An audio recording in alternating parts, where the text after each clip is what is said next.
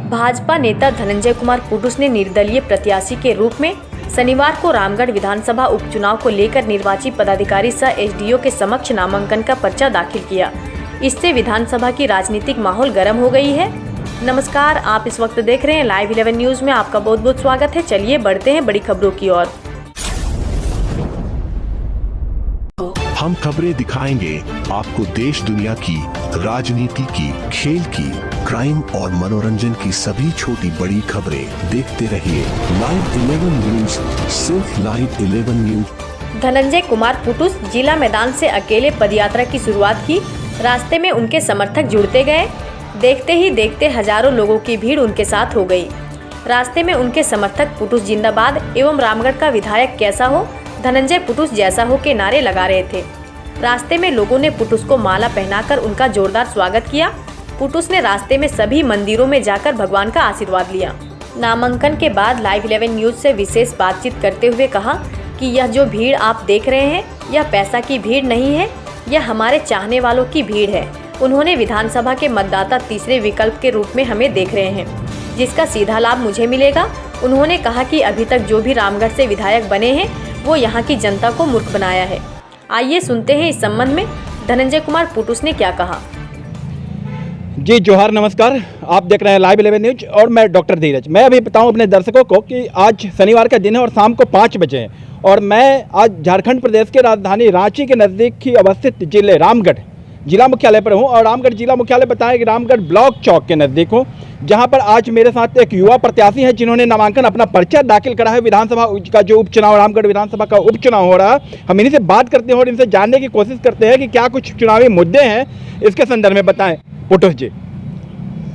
देखिए, सबसे बड़ा बात यहाँ है कि अभी तक जो भी प्रत्याशी यहाँ से जीत कर गए हैं और विधायक बने हैं, उन लोगों ने रामगढ़ की जनता को मूर्ख बनाने का काम किया है। रामगढ़ की जनता को ये लोग मूर्ख और बोका समझते हैं। उन्हें ऐसा लगता है कि इन लोगों को बरगला करके हम लोग शासन कर सकते हैं। लेकिन मैं बताना चाहता हूँ कि रामगढ़ की जनता अब जागरूक हो चुकी है और अब वो इन लोगों के बहकावे में नहीं आ रही है। इसी का नतीजा है कि हम लोग जो पिछला 15 सालों से जनता के हित में हम लोग निस्वार्थ भावना से काम कर रहे हैं। और जनता का दबाव था और मेरे समर्थकों का भी दबाव था कि अगर हम लोग काम कर रहे हैं तो जनता के बीच में हम लोग को जाना चाहिए।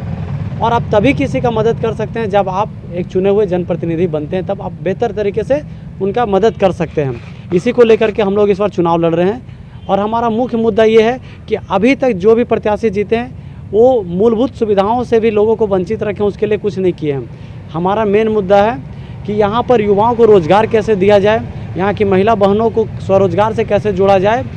और जो मूलभूत सुविधा है, अभी लारी आप चले जाइएगा बगल में, यहाँ इसी विधानसभा का है। अभी गर्मी का मौसम आ रहा है, कुछ दिन बाद आप लोगों के पास भी फोटो वीडियो वायरल होगा।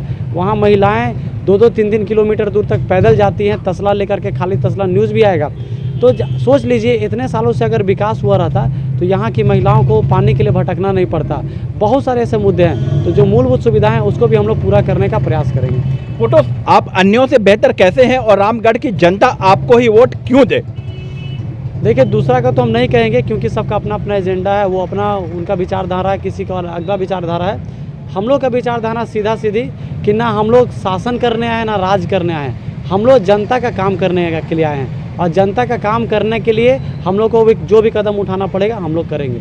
पुटुस को अगर रामगढ़ की जनता अपना आशीर्वाद देती है तो पुटुस की जीतने के बाद क्या कुछ प्राथमिकताएं होंगी रामगढ़ के लिए? देखिए, सबसे पहला प्राथमिकता मेरा ये है कि अगर हम विधायक बनते हैं तो मेरा कलम से पहला जो साइन होगा वो होगा कि यहाँ के युवाओं को कैसे रोज़गार से जोड़ा जाए।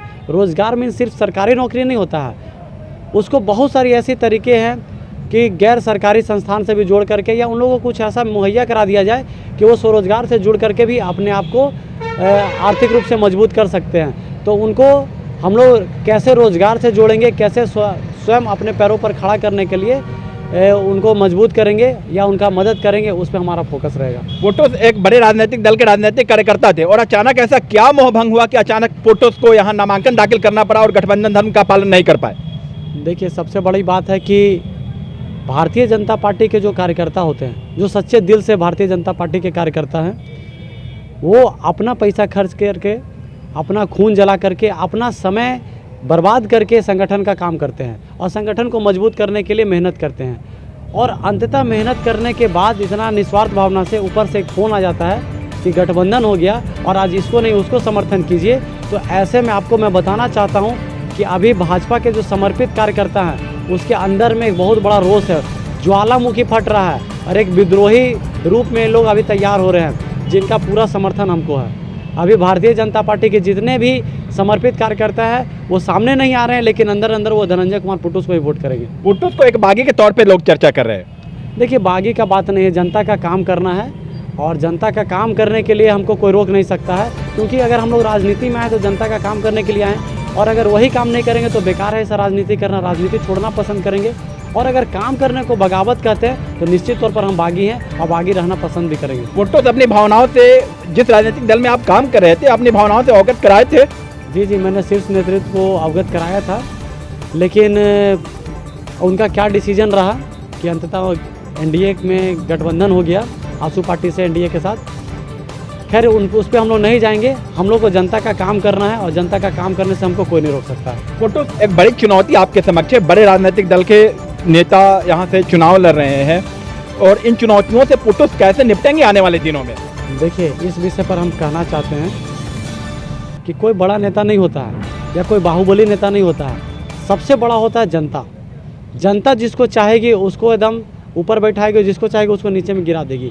तो जनता का समर्थन हम लोगों को है, जनता के साथ और सपोर्ट से ही हम लोग चुनाव लड़ रहे हैं, क्योंकि हम चुनाव लड़ने से पहले ही जनता के बीच में गए थे और अपना बात को रखे थे और जनता की तरफ से आया था कि आपको चुनाव लड़ना चाहिए। हमारे समर्थकों के द्वारा कहा गया था कि आपको चुनाव लड़ना है, तब हम लोग आ रहे हैं और निश्चित तौर पर जनता अपना आशीर्वाद वोट के रूप में देगी और 2 तारीख को ईवीएम खुलेगा, जिन निकलेगा और धनंजय कुमार पुटुस का जीत होगा। पुटुस, मीडिया के माध्यम से क्या कुछ संदेश रामगढ़ के मतदाताओं को देना चाहेंगे? मतदाताओं को यही संदेश देना चाहेंगे कि इस बार आप सभी जागरूक हो गए हैं। 4G का ज़माना, 5G का ज़माना आ गया, हर युवा के हाथ में मोबाइल है और हर कोई जानता है कौन नेता कैसा है। तो इस बार दारू, मुर्गा या इमोशनल अत्याचार में नहीं पड़ना है। जो सही कैंडिडेट है, मैं ये नहीं कहूँगा कि हमको ही वोट दीजिए, जो सही कैंडिडेट है, जो आपको लगता है कि ये हमारे रामगढ़ का विकास करेगा, कुछ अच्छा करेगा युवाओं के लिए, महिला बहनों के लिए, उसको वोट जरूर करें। पुटुस, इस रामगढ़ के उपचुनाव को रिहर्सल के तौर पे लोग देख रहे हैं, क्योंकि अगले साल लोकसभा का भी चुनाव होना है, विधानसभा का भी चुनाव होना है। इस पर क्या कुछ पुटुस कहना चाहेंगे? रिहर्सल का बात नहीं है, हम लोग हमेशा 365 दिन 24 घंटा हम लोग जनता का काम करते रहते, तो हम लोग का डेली रिहर्सल होते रहता है। तो इसलिए रिहर्सल नहीं कहा जाएगा, ये फाइनल मैच ही हम लोग मान के चल रहे हैं। पुटुस, रामगढ़ में 2 महत्वपूर्ण गठबंधन यहाँ चुनाव लड़ रहे हैं और एक बड़ी राजनीतिक चुनौती भी आपको यह सामना करना पड़ेगा। इन परिस्थितियों से कैसे निपटेंगे पुटुस? जनता को स्पष्ट शब्दों में, दर्शकों को स्पष्ट शब्दों में बताएं। कोई चुनौती नहीं मेरे सामने, क्योंकि मेरे साथ जनता है और जनता सर्वोपरि है। जनता तय कर चुकी है कि इस बार धनंजय कुमार पुटुस को हम लोग जिता कर भेजेंगे, क्योंकि आजसू पार्टी भी यहाँ से रह चुकी है, कांग्रेस पार्टी भी रह चुकी है और दोनों ने मूर्ख बनाया पब्लिक को। तो पब्लिक इस बार तीसरे विकल्प के रूप में हम लोगों को देख रही है और इसी का फ़ायदा हम लोगों को मिलेगा। और पूरा झाड़ करके आपको बताना चाहते हैं कि भाजपा के जो समर्पित कार्यकर्ता हैं वो तो हम लोगों को वोट दे ही रहे हैं। दूसरा कि आजसू और कांग्रेस में भी बहुत बड़ा तबका ऐसा है जो नाराज़ चल रहा है, वो भी मेरे संपर्क में है और वो भी सामने तो नहीं आएंगे, लेकिन अंदर अंदर हम लोग को वोट करेंगे। और जैसा मैंने कहा, 2 तारीख आप रिजल्ट देखिएगा, जिन निकलेगा ईवीएम से और धनंजय कुमार पुटुस का जीत होगा। ये थे हमारे साथ पुटुस, जो आज नामांकन पर्चा दाखिल किए हैं रामगढ़ के अंदर और अपने जीत के प्रति, जो आने वाले दिनों में चुनाव जो होना है, यहाँ मतदान होना है, अपने जीत के प्रति पूरी तरह से आश्वस्त बता रहे हैं। बाकी खबरों के लिए आप देखते रहें लाइव 11 न्यूज। मैं डॉक्टर धीरज, रामगढ़, झारखंड। धन्यवाद। इस तरह की न्यूज़ को देखने के लिए हमारे चैनल को लाइक करें, सब्सक्राइब करें और शेयर भी करें।